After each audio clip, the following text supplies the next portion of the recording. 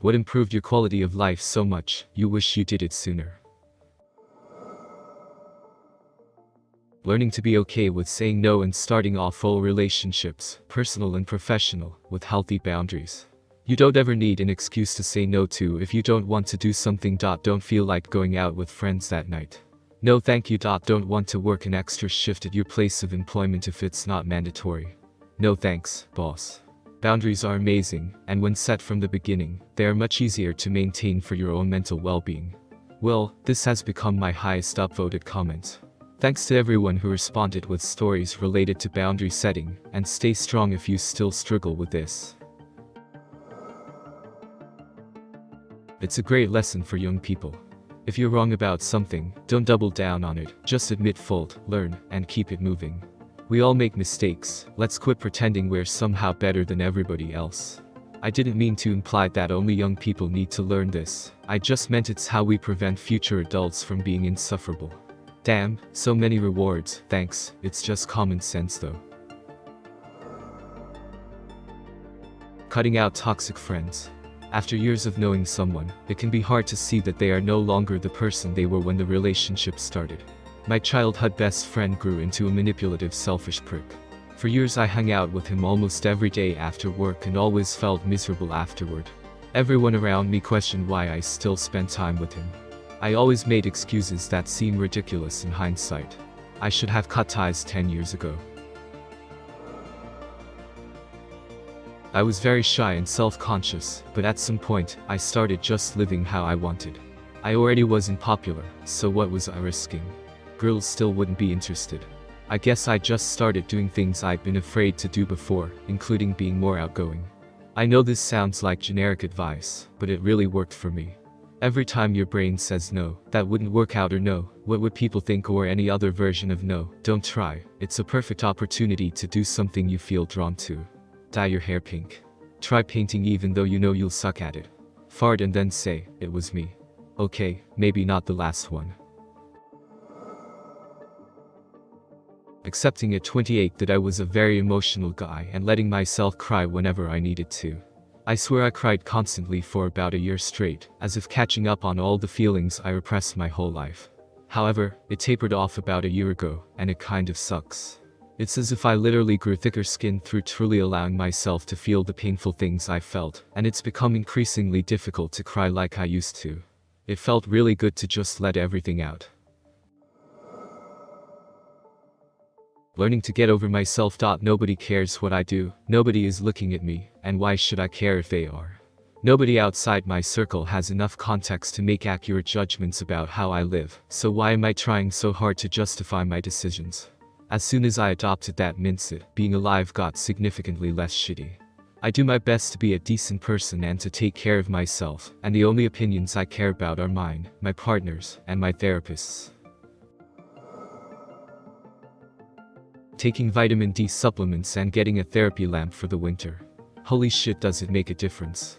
I realized after my first year of university that the reason I didn't do well in the winter semester was that I was feeling depressed and exhausted due to the lack of sunlight. I live in Canada, so the days are way shorter in winter. So, when you leave before the sun rises, get home after it sets, and wear a coat all day so your skin is exposed to no sunlight, you miss a lot of vitamin D. So, I take vitamin D supplements each morning to make up for what I'm missing, and I use a therapy lamp to simulate sunlight in the morning. You feel way more energized and awake during the day. I would highly recommend it to anyone who feels exhausted in winter. P.S. If you're interested in a therapy lamp, look up SAT Lamper Seasonal Affective Disorder Lamp added. Wow, thanks for the award edit too. Awards.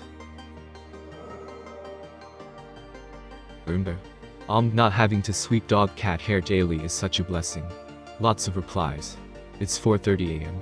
I'm on my phone instead of my PC. Thanks for the awards. To answer the more obvious questions. It's an iRobot Roomba 694.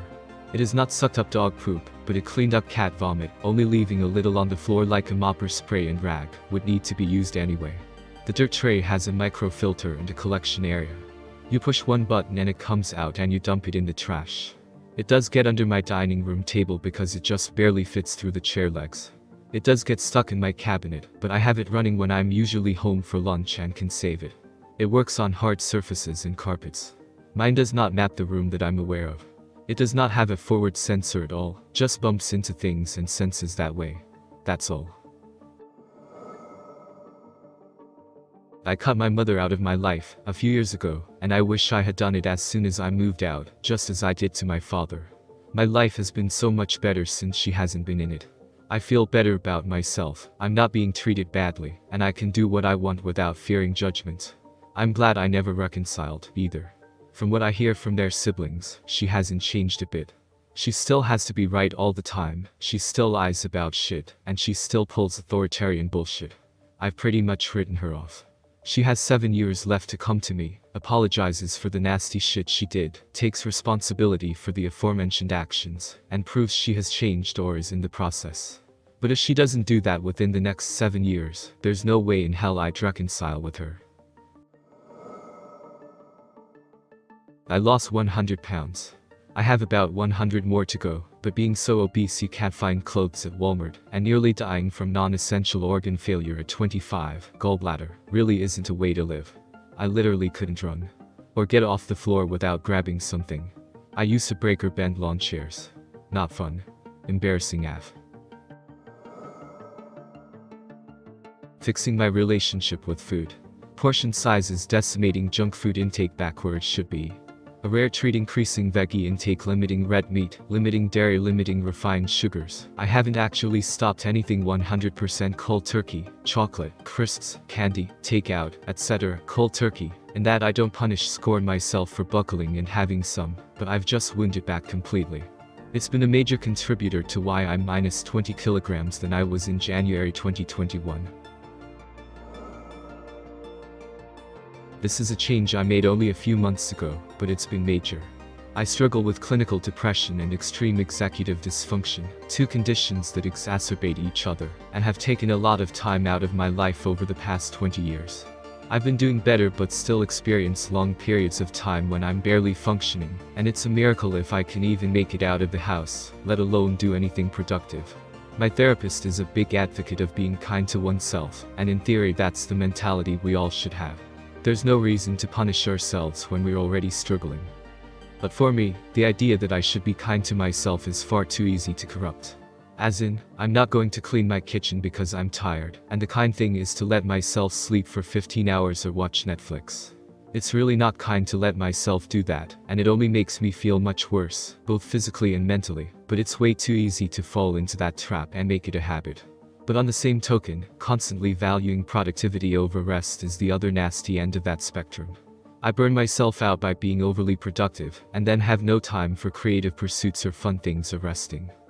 And then I inevitably crash and end up right back in the pit of depression where I started it. It's simply not sustainable. Finally, my therapist came up with a narrower concept to follow. Is what you're doing right now the restorative thing? Somehow this was the key for me. Every day, I ask myself if I'm doing something restorative, and if I'm not, I go do something that is. Most of the time, it's something productive or creative, and when it's not, I'm doing something fun or restful. There are times when lying in bed watching Netflix is the restorative thing, but usually I find the answer is somewhere else, and I'm much happier and more functional for it. Money. And I really don't mean to be a smartass. The difference between a life with no financial stress versus a life with financial stress is breathtaking. Seeing both poverty and financial success has made me realize just how unfair life is for those with little money. The system really has to change. Testosterone therapy. I was late 30s and fucking miserable. Drinking too much, bad depression, lethargy, no sex drive, the works. I googled my symptoms and everything was a point too low T, but my doctor refused to put me on T, saying my numbers were within the acceptable range. The acceptable range is 200-800 for all men 1880. I was at 200. Went to pay-to-play clinic and they put me on T that same day. A few months later, it started working and everything in my life got better. Sitting here 6 to 7 years later, I get a weekly injection, and I'm about as happy as I can be. Tell everyone I know that if nothing else, get your numbers checked so you know where you are. And these days, more and more places are offering female sex hormone therapy that has the same effect as T does on men. Bought my first house.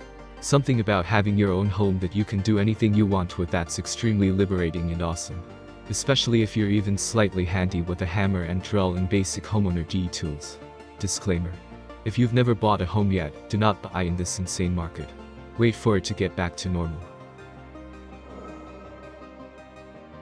Coming out of the closet as a lesbian.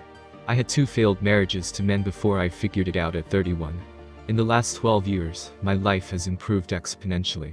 I got my degree, I'd been a Psalm since I was 20, built my career, fell in love, and am engaged to be married to the most incredible woman in the world. We were supposed to be married this Halloween, but have moved it back, for the second time. We were supposed to get married on Halloween last year, to 10.30.22 instead. Being okay with and embracing being introverted. Life is so much easier when you accept that you just don't need as much social interaction as extroverts, and you want more alone time. It's much less wearing when you don't constantly have to force yourself to be something you are not. And actually, if you are completely honest about it to other people, I don't want to see you today, because I just want to be alone, they totally understand it. It's much better than forcing you out of your comfort zone, and then acting weird in front of people. And the best part. When you embrace it, you can actually become much stronger than extroverts. You know when to lay it low, you know when to shut up, but when you do say something, people take their time to listen to you and value your opinion. Getting a urologist referral for my recurring urinary tract infections. I'd had them regularly for about 10 years, about every 6 weeks 2 months, requiring antibiotics pretty much constantly. I did everything right, wear cotton underwear, don't wear tight things, pee after sex, don't use fragrance products down there, etc., and nothing prevented them. I ended up with antibiotic resistance. Eventually, I spoke to a lady GP who was really anti-antibiotics, and decided there must be a better way for me. She wrote to the urologist and had a letter back within 2 weeks, suggesting they put me on methenamine hepurate and megadose vitamin C fix me quickly with no side effects. I haven't had an infection in over a year. It's amazing how much you value being able to pee without it burning. Getting help for undiagnosed ADHD. I lived the better part of my life just thinking I was less intelligent than other people. I didn't learn to tie my shoes until I was 12. I could never pick up as fast on things as other people seemed to, and always managed to misplace things. I would pick up hobbies obsessively for a month or 2, get bored, and then move on. I could never seem to focus on any one particular thing and zoned out a lot during conversations. Then one day I realized things were not normal when I started losing more important things and forgetting major events. I went to my PCP and told him my symptoms, and he referred me to a psychologist. I was diagnosed with ADHD and just went on medication for it this week. It's a total night and day difference and implores anyone who might be in my same boat to seek treatment. Leaving my sociopath of a wife. Within 1 year I had a great job and bought a home for the first time in over 20 years. No more renting. Within 3 years I had bought my first new car in over 20 years, was able to save money, met a great woman who respects me, and got an even better job making way more than I ever had. Cut toxic people out of your life, point the blame squarely where it belongs, with yourself for allowing people to do this to you, and move on to finally helping yourself. I am getting married to a wonderful woman who has her own money, job, and assets. She doesn't need me for anything, she wants to be with me. Still don't know why. Lol. She had caused me to sink into a deep depression where I couldn't imagine life any other way. When I finally pulled myself out of it and opened my eyes, the path was clear and the decision easy. But I never dreamed I could do it so quickly. She had me thinking I was worthless. Apparently, I am quite the opposite. I now have self-respect. Journaling every day. It's been almost a year now, and the benefits of committing just 10 minutes of your day to a simple task like writing have made me a force to be reckoned with in some sense. It's improved my critical thinking, unimaginably made me a more creative person, helped me with my mental health as I don't rely on anyone to vent to, which in turn has made my relations with friends and family a million times better than what they were this state 1 year back. I've learned to keep calmer, because no matter how frustrated or angry I feel at something, I know I'll curse my heart out that evening before bed, and that makes me feel better instantly. I recommend it to all my friends endlessly, and I promote the same to you too, friend.